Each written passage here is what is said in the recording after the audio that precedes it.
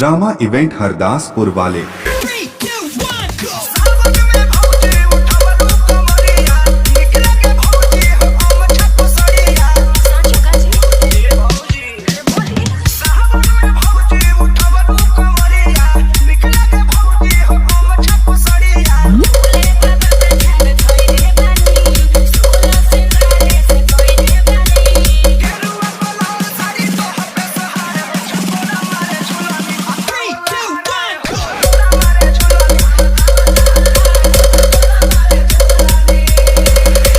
रामा DJ Hardaspur.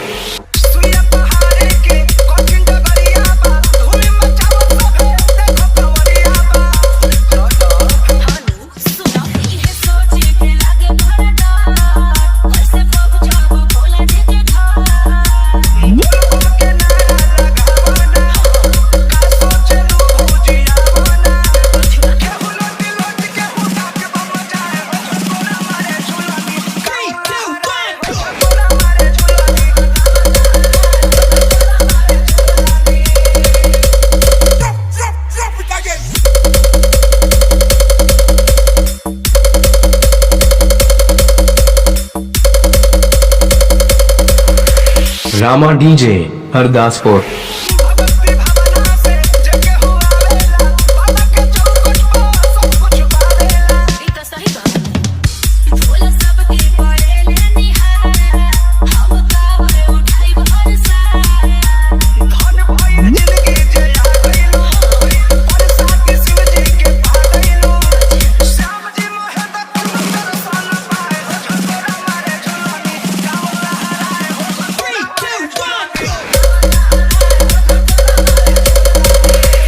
Kanwar यात्रा में सभी शिव भक्तों को रामा डीजे हरदासपुर वाले के तरफ से हार्दिक शुभकामनाएं।